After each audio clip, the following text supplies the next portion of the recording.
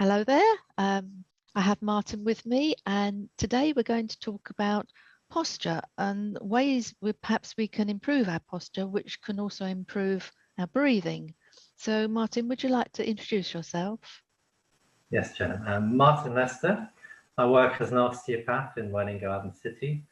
I have been doing so for 15 years. I've also trained as a Buteyko breathing teacher, and I try to combine the two techniques in my treatments for my patients.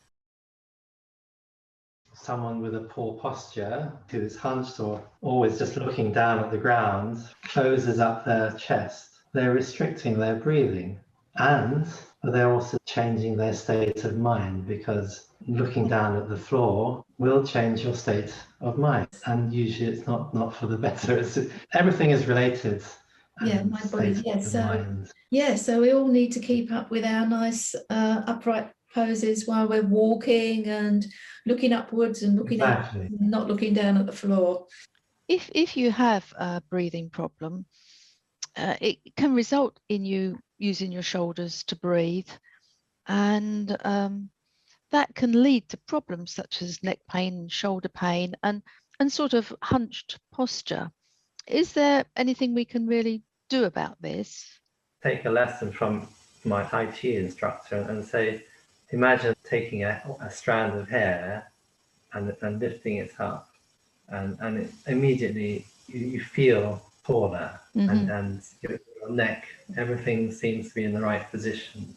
The neck affects the diaphragm as well, because the nerves from the neck are the nerves that actually innervate the diaphragm. And so if the neck has some sort of problem with it, then that affects the breathing. So you're saying treatment on your neck can improve your breathing? That's right, yes. The nerves from your neck, in particular, the nerves coming from vertebral bodies C3, 4, 5 are the ones that innervate the diaphragm. So there's a little saying we have, and it's C3, 4, 5 keeps the diaphragm alive. What about if you're texting on your phone? I mean, you have to look down at your phone. Yes, I think it's about balance. We may not be able to maintain the correct posture all the time, but if we are conscious of what the correct posture is, we can correct ourselves. What if you were sitting in a position like this? My chest is compressed. My abdomen is bulging out because I'm leaning forward. So the diaphragm is under pressure, and it's not able to move as much. So immediately I can't breathe properly as I can now. It can be tough though, can't it, Martin? I mostly use a laptop, and I've experimented with lifting the laptop up so that I'm more in line with the screen. But what I find is I've got my arms up here, and then that doesn't seem to help very much. So sometimes it's quite difficult in the modern world to get your posture right. That's what I tell my patients who have a bad habit of standing on one foot, for example, which puts everything out of alignment. Or crossing their legs like me.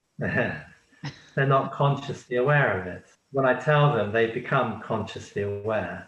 I think it is difficult to assess yourself. Is there any way that you can do a self-assessment? Yeah, if you do look at yourself in the mirror, close your eyes, imagine yourself with a good posture, and then open your eyes and look in the mirror. Notice any asymmetry, whether one shoulder is higher than the other, or you're tilting your head like that. What do you suggest about sleeping? Have you got any advice on that? Have a comfortable bed.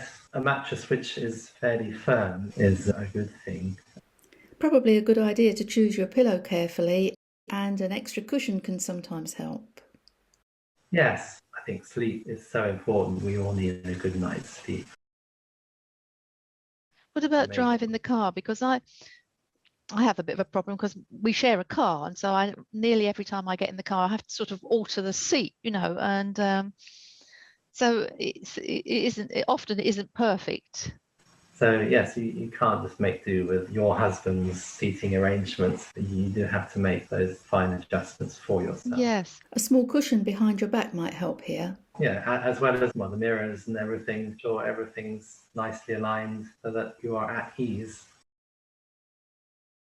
What about running, when people are running, getting a good posture there? Yeah, this is something that needs to be comfortable for you, unless you are more professional. Then you'd probably, again, you have someone advising you. I suppose what I'm thinking here is that actually it's probably a good idea to ask someone, isn't it? You know, would you mind watching me while I run, whether I look like I'm nice and balanced, really? Yeah, I think that would be a very good idea, actually, to either have someone observe you, or you could film yourself towards your camera and then sit back and have a look and see if you are running out of alignment, especially your feet. Have a look at your feet. Are they running like that, or are they sort of running like this, you know? And all the problems that could arise from something as slight as that. Thank you very much, Martin. You're very welcome. Okay. Right. Bye-bye then, Martin. Bye. Bye.